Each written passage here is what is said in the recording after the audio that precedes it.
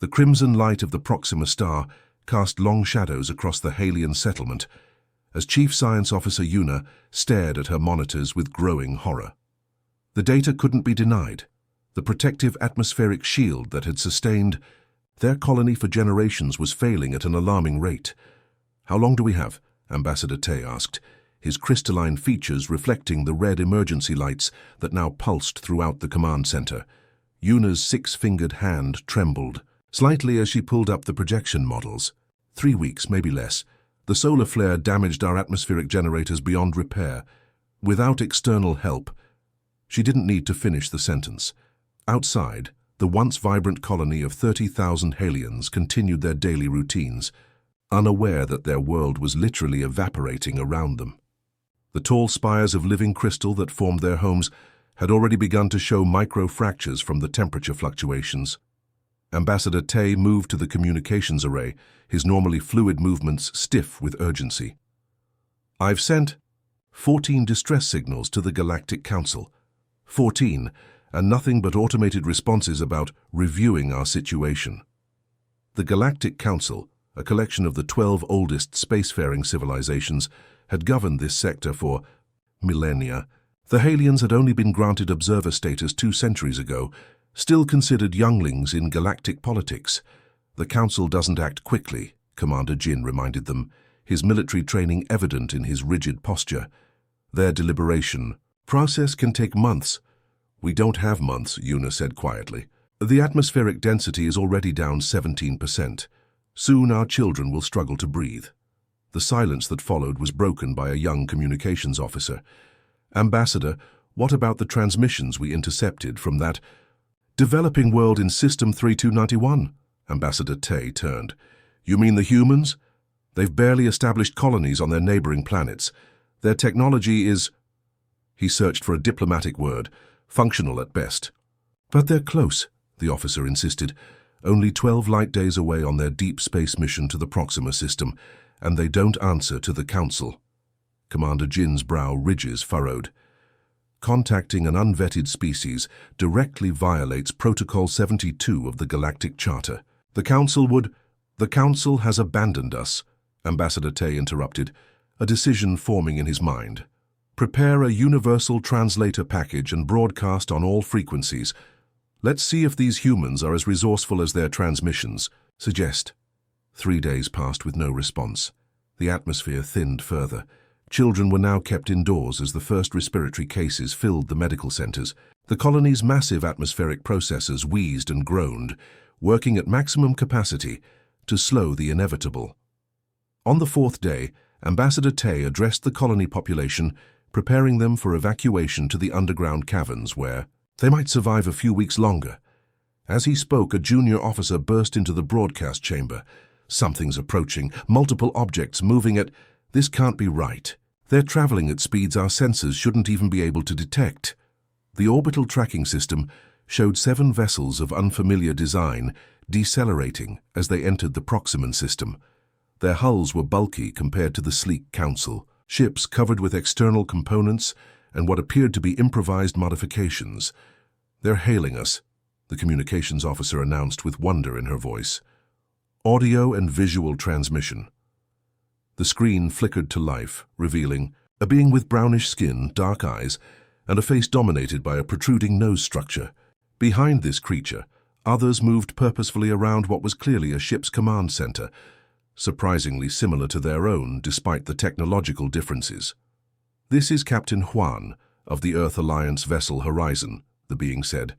In accented but understandable galactic standard, they had decoded the translation package. "We received your distress call. My fleet has brought atmospheric stabilizers, temporary habitat structures, and medical supplies.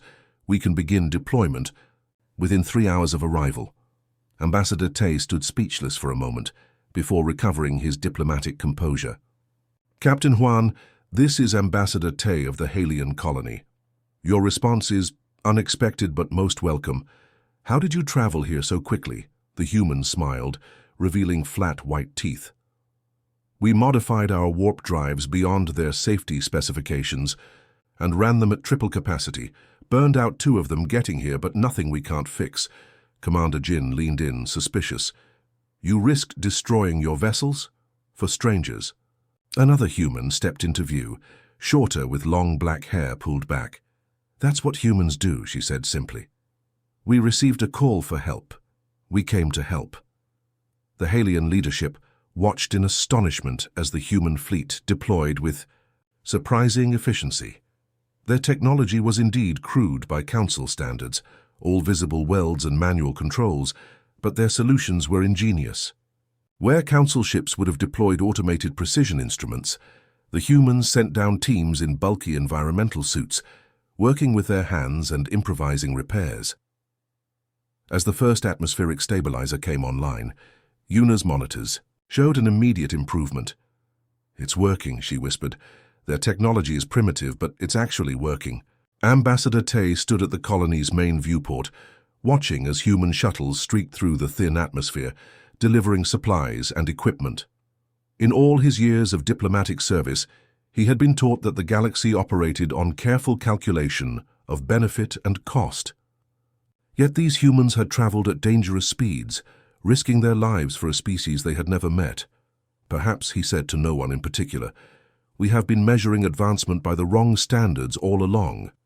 In the distance, the largest human vessel was positioning itself to deploy what their captain had called a temporary atmospheric envelope, a technology they had apparently developed for their own terraforming projects.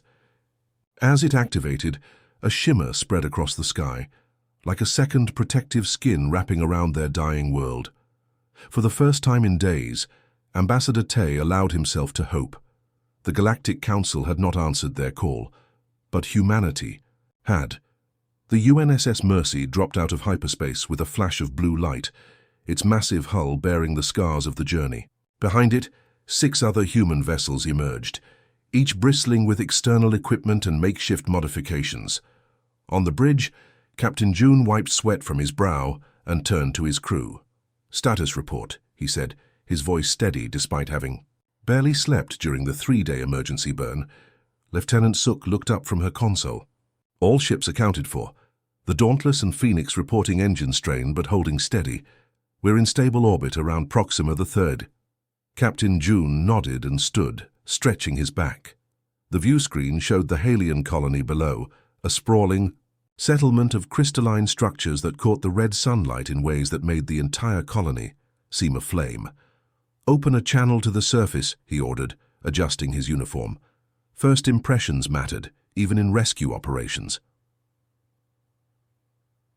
Within minutes, the main screen flickered to life, showing a being unlike any the crew had seen before. Ambassador Tay's skin was nearly transparent, with complex patterns of light pulsing beneath the surface. His eyes, 3 of them, blinked in vertical shutters. "On behalf of Earth and humanity, we come in peace and ready to assist, Captain," June said, bowing slightly. The universal translator they'd hastily programmed on the journey seemed to be working. The Halian ambassador's expression was unreadable to human eyes, but his voice carried what might have been relief. "Your arrival is unexpected. The Galactic Council usually prohibits direct contact between unaffiliated species." "Well," Captain June smiled, "we haven't officially joined their club yet, so their rules don't apply to us. We've brought atmospheric stabilizers, temporary shelters, and medical supplies, permission to send down landing parties." The first shuttle touched down 30 minutes later, on a clearing near the colony center. Dr. Han stepped out first, medical kit in hand, followed by Engineer Park, carrying what looked like a toolbox, but contained portable atmospheric sensors. The gravity was slightly heavier than Earth standard, and the reddish light cast everything in a strange glow. A delegation of Halians waited, their crystalline bodies refracting the light. Up close, they were even more alien, standing nearly 7 feet tall with limbs that bent in unusual ways. What humans had initially mistaken for clothing were actually external crystalline formations that changed color with their emotional states.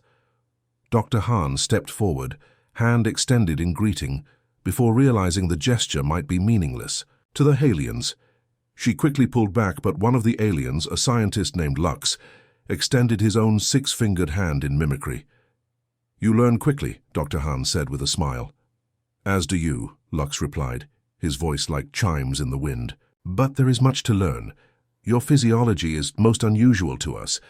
Behind them, more shuttles were landing, disgorging teams of humans carrying equipment.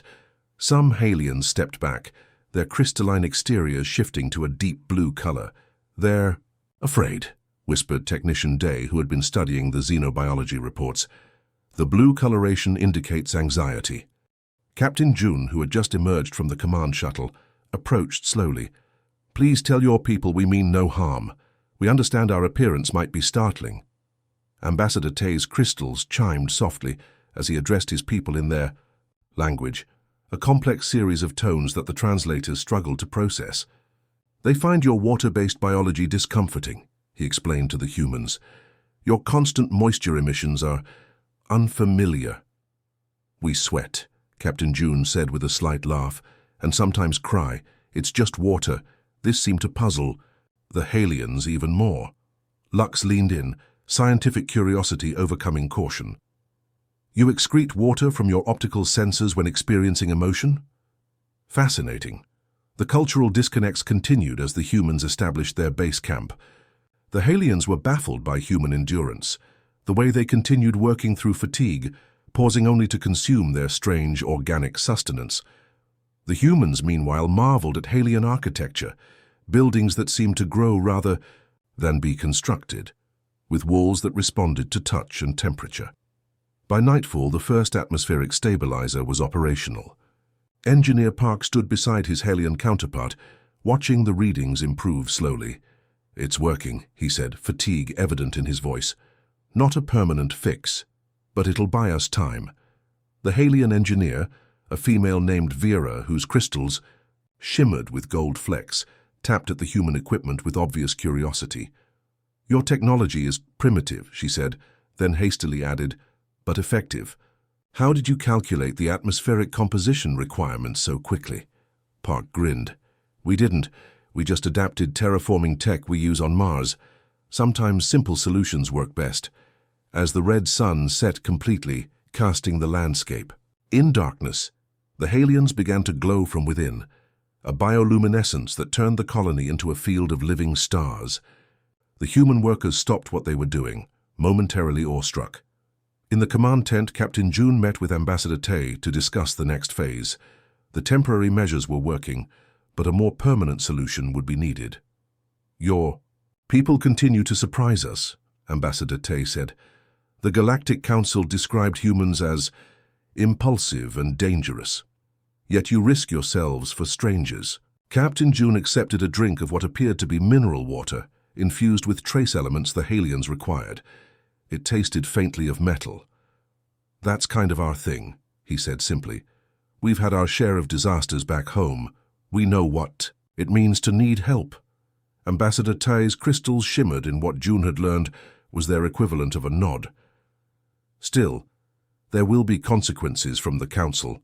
They do not approve of unregulated contact between species."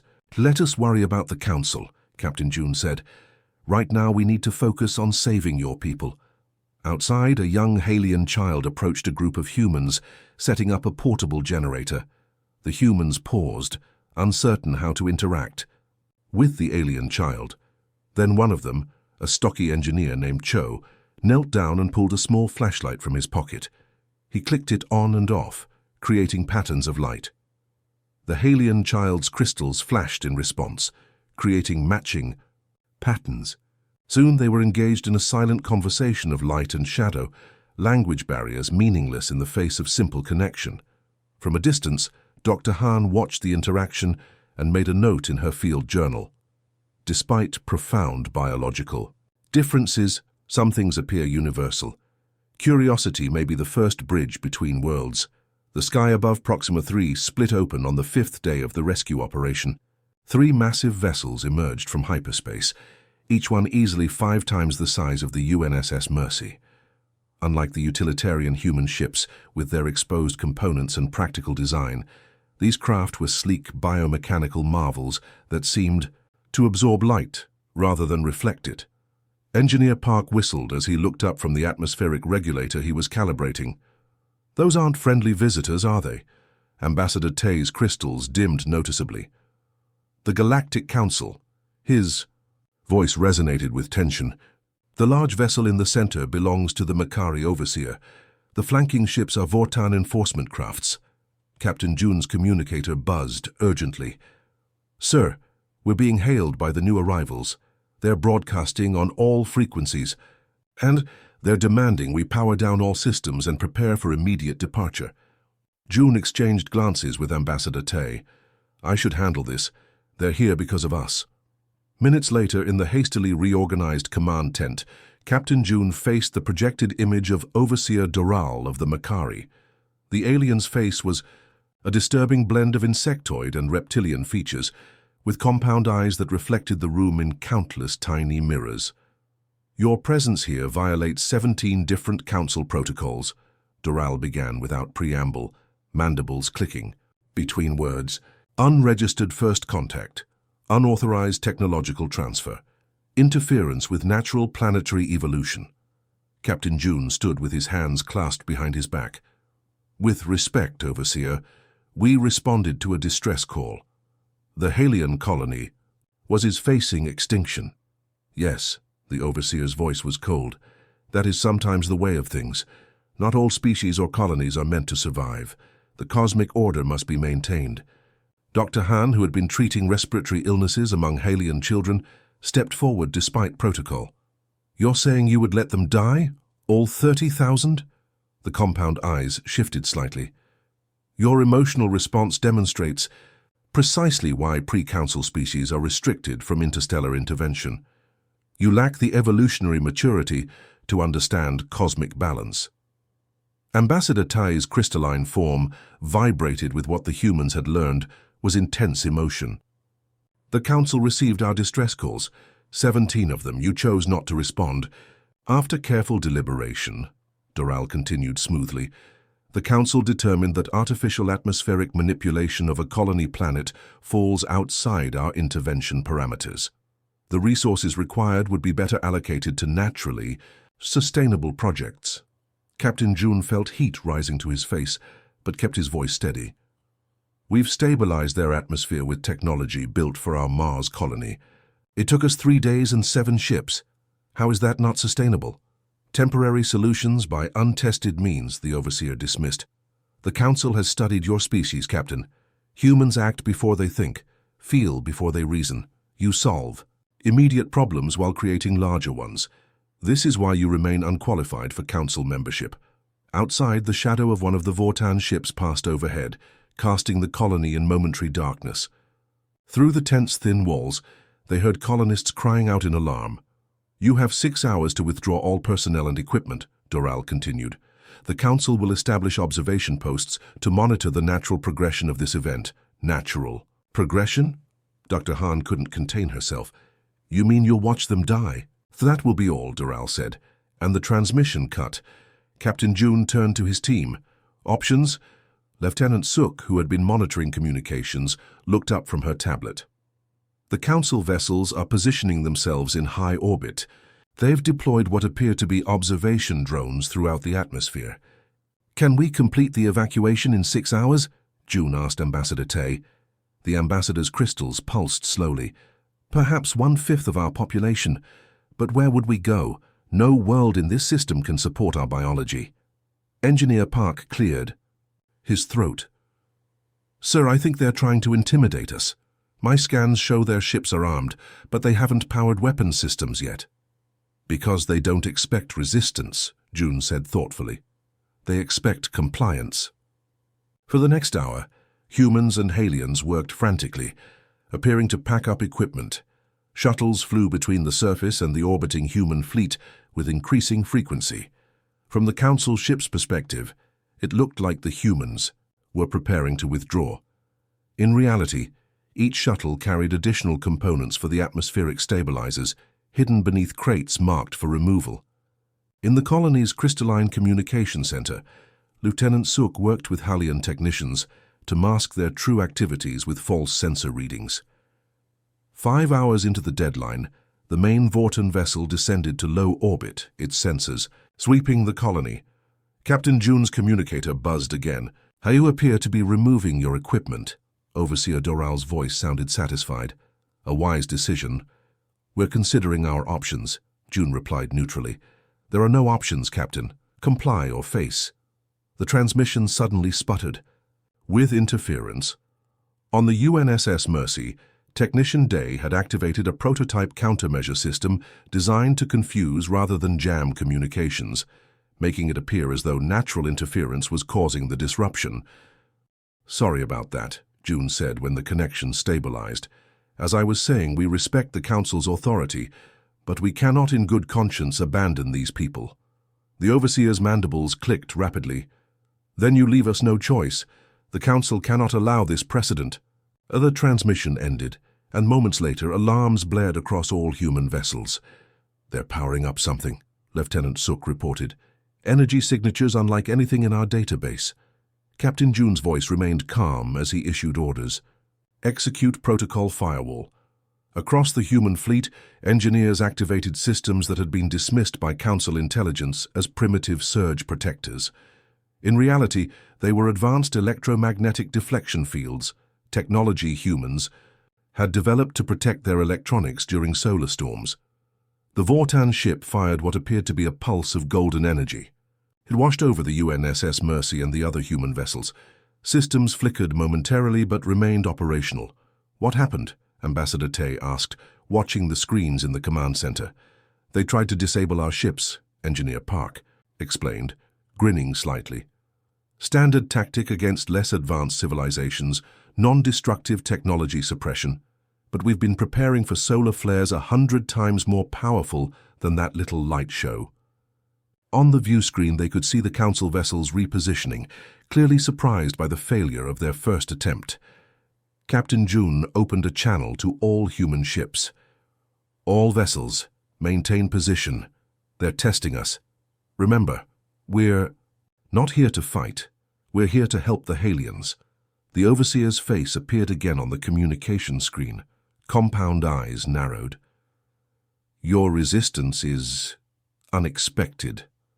Perhaps we underestimated your technological development. Perhaps, June agreed. You underestimated many things about us, including our determination to help those in need, regardless of protocol. These are Council matters beyond your understanding. I understand plenty, June countered. I understand. That compassion isn't bound by regulations. I understand that standing by while others suffer isn't cosmic order, it's indifference. And I understand that if helping others makes us unqualified for Council membership, then perhaps the Council needs to re-examine its values. The Overseer seemed momentarily at a loss for words, clearly not accustomed to being challenged by representatives of lesser species. We will not depart, June continued, until we've stabilized the Halian colony. You can observe, you can report back to your Council, but if you attempt to interfere again, you should know that human ships are built to withstand much worse than energy pulses. As if to emphasize his point, the UNSS Phoenix, the most heavily armored of the human vessels, moved into a defensive position between the colony and the Council ships. Ambassador Tay stepped forward, his crystals glowing with a fierce blue light. And the Halian people stand with our human allies. We requested aid, they answered. The Council did not. The standoff continued for several long moments. Then, almost imperceptibly, the Council vessels began to withdraw to a higher orbit. They're backing off, Lieutenant Suk whispered. For now, at least. Captain June nodded. They're reassessing, deciding whether this confrontation is worth escalating. He turned to his crew. Let's make the most of this time. The best way to win this argument is to succeed in our mission. As the humans returned to their work with renewed urgency, a young Halian technician approached Captain June. I don't understand, she said, her voice chiming softly. Why would you risk conflict with the Council for us? June smiled wearily.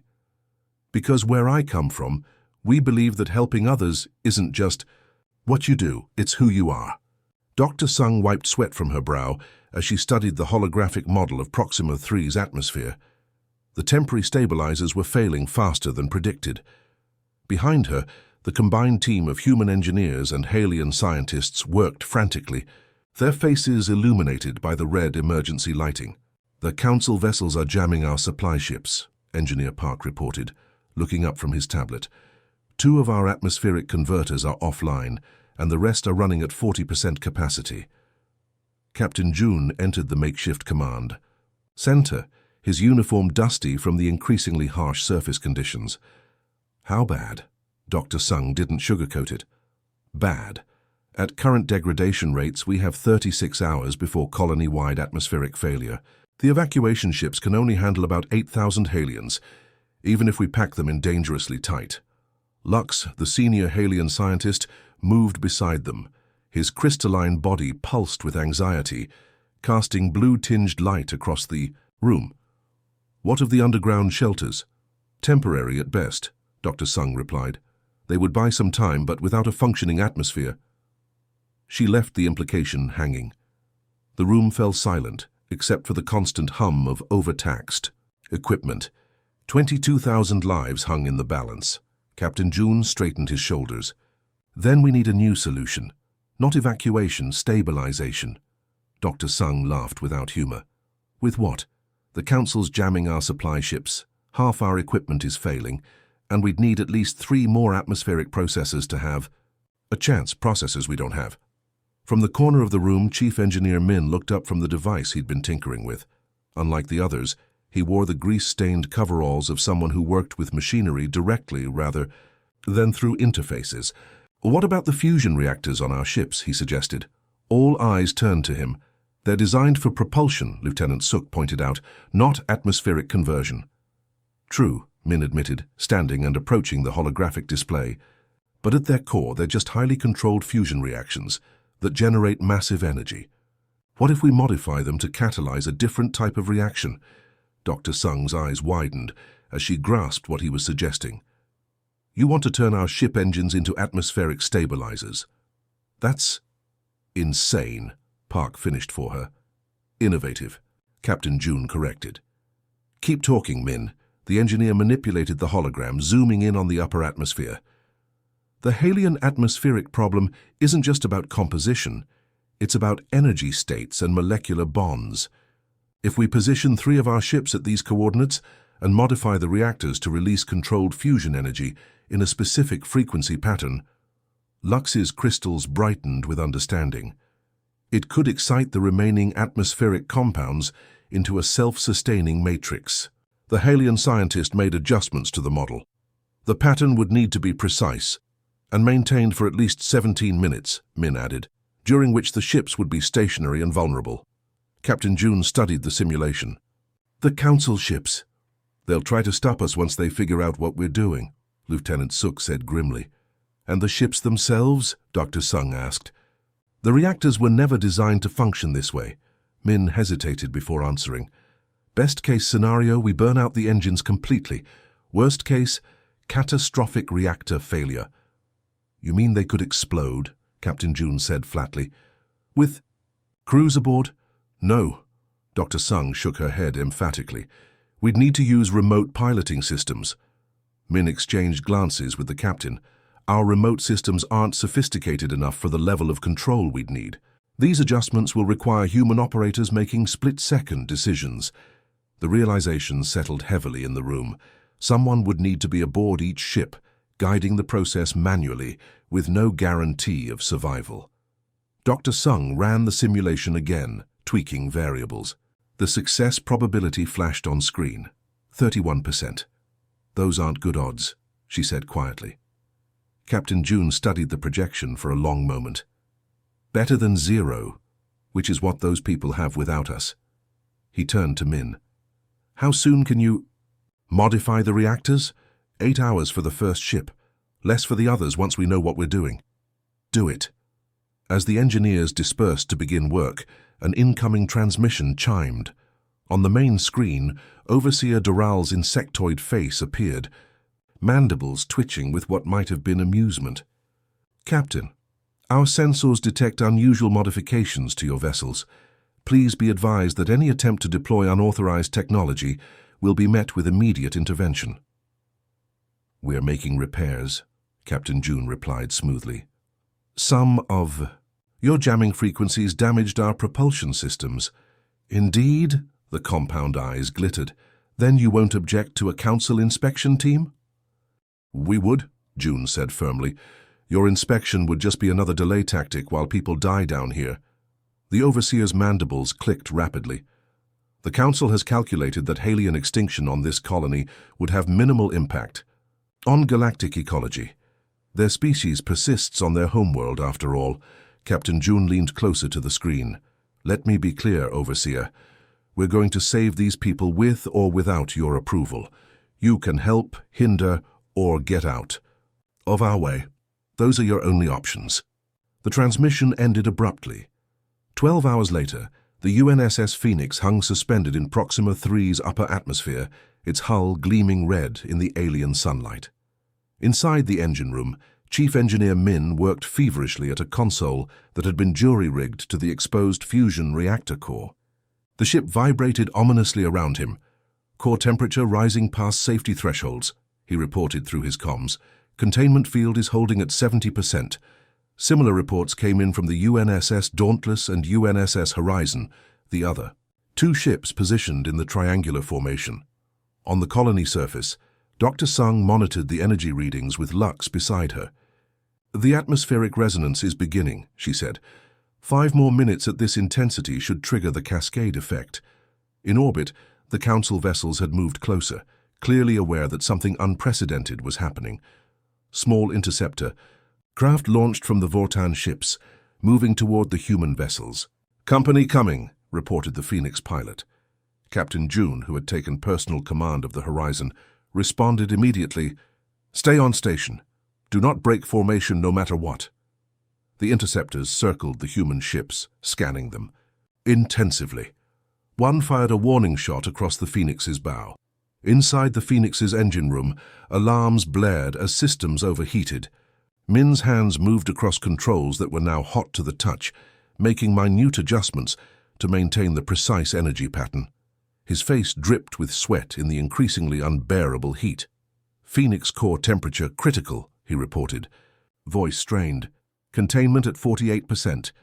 On the Dauntless, similar conditions prevailed. Engineering deck evacuated except for essential personnel," its chief reported. "Hull integrity compromised in sections 3 and 4. Dr. Sung watched the atmospheric readings with growing excitement.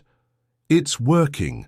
The molecular restructuring is spreading faster than predicted."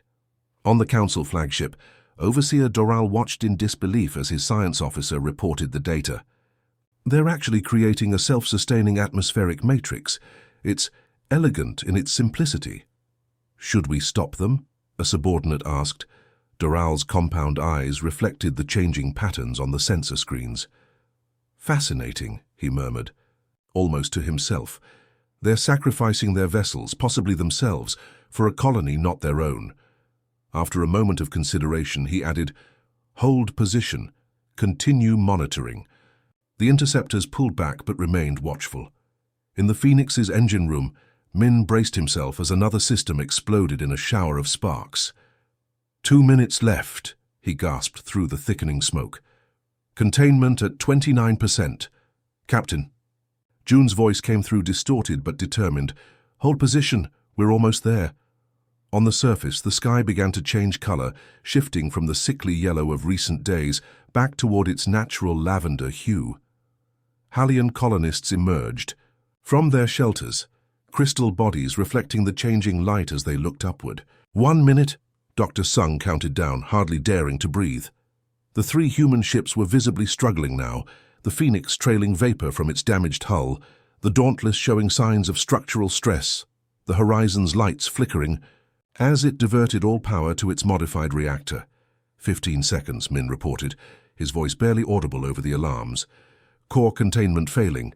10 seconds, came the report from Dauntless.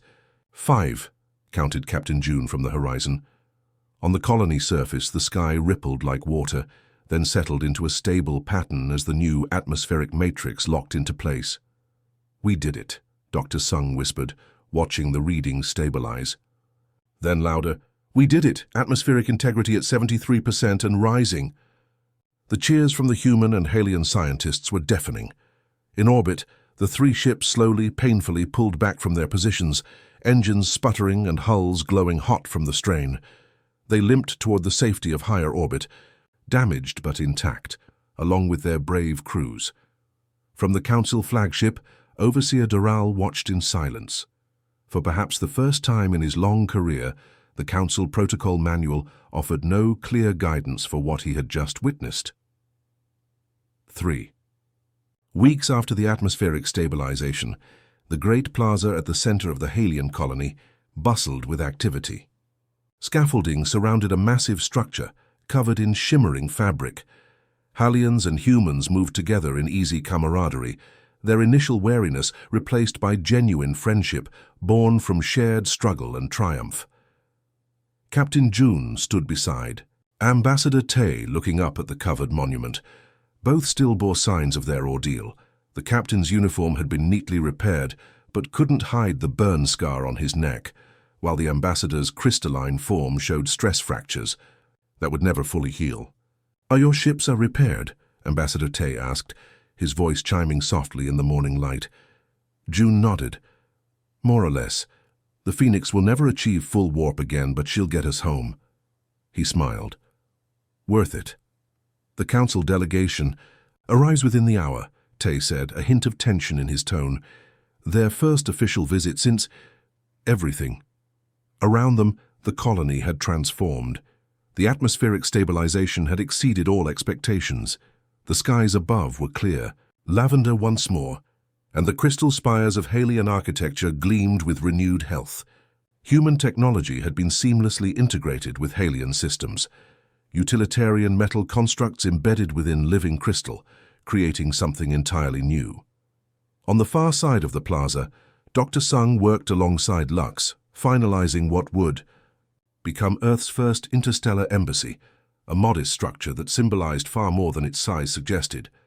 Engineer Min supervised a team installing communication relays that would maintain contact across the vast distance between Earth and Proxima 3. "Captain," Lieutenant Suk approached quickly, "Council ships have entered the system. 3 diplomatic vessels, no weapons signatures detected." June raised an eyebrow. "No weapons, that's a first."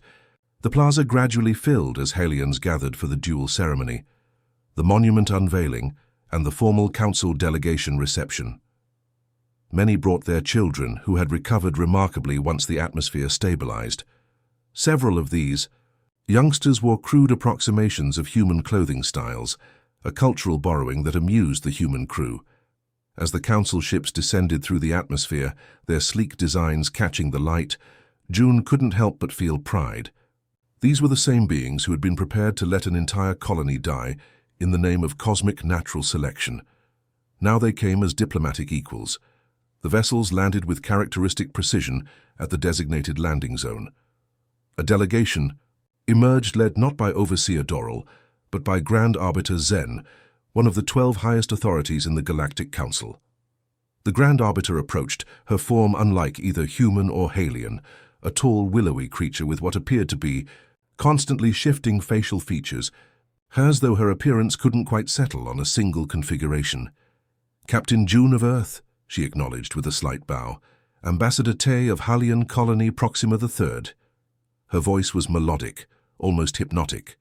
"The Council extends its formal recognition of your achievement here."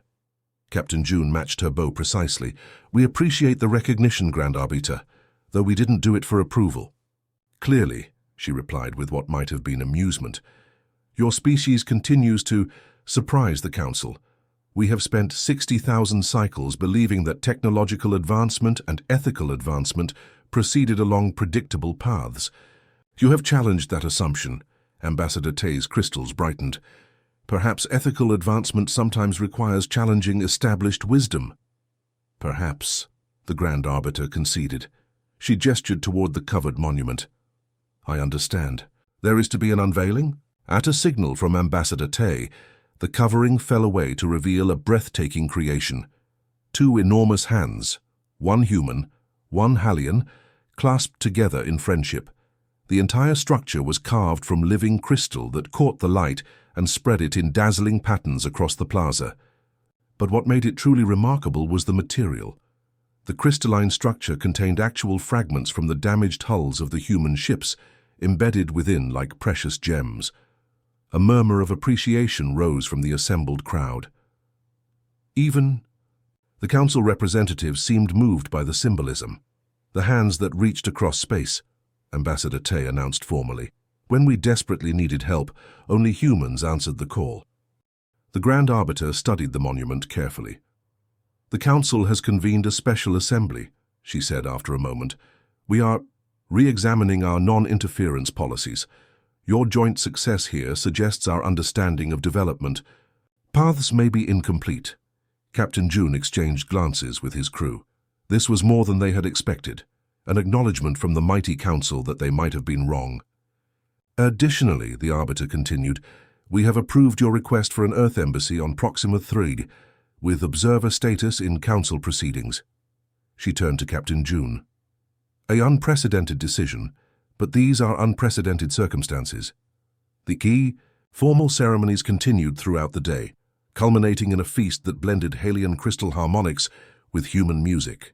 As night fell, the monument began to glow from within, powered by the same fusion technology that had saved the colony, a perpetual reminder of what cooperation could achieve. Later, as Captain June prepared to return to the Mercy for their departure, the following day he found himself at the edge of the colony, looking up at the stars. Chief Engineer Min joined him, carrying 2 cups of synthesized coffee. Thinking deep thoughts, Captain? Min asked, handing him a cup. June smiled. Wondering what comes next. We came here as rescuers and we're leaving as diplomats. And heroes, Min added. Did you hear? 3 other species have already contacted Earth directly, bypassing council protocols. Oh? Min grinned. Apparently there's a water crisis in the Cygnus cluster. They specifically asked for the humans who saved Proxima 3. The captain laughed softly. We're going to need more ships. In the months and years that followed, the story of Proxima 3 spread throughout the galaxy. The monument became a symbol reproduced in countless forms across multiple worlds. Council protocols gradually shifted to allow for more direct intervention in crises, adopting what became formally known as the human principle. The recognition that compassion itself could be an advanced evolutionary trait. The Halians thrived on their colony world, becoming known as skilled diplomats who could bridge cultural divides. Their unique perspective, having been both abandoned and saved, gave them insight few species possessed. And on distant worlds facing disaster, whether natural calamities or technological failures, a new tradition emerged. When official channels failed and hope seemed lost, communication officers would send one final message into the void, send the humans. The signal would travel across vast interstellar distances to Earth, where a growing fleet of rescue and response vessels stood ready. Each ship bore the same emblem on its hull, a human and alien hand clasped together against a field of stars, because some things transcend politics, transcend differences, transcend even the vast emptiness of space. Some things are universal. Hope, courage, and the hands that reach out to help at the end.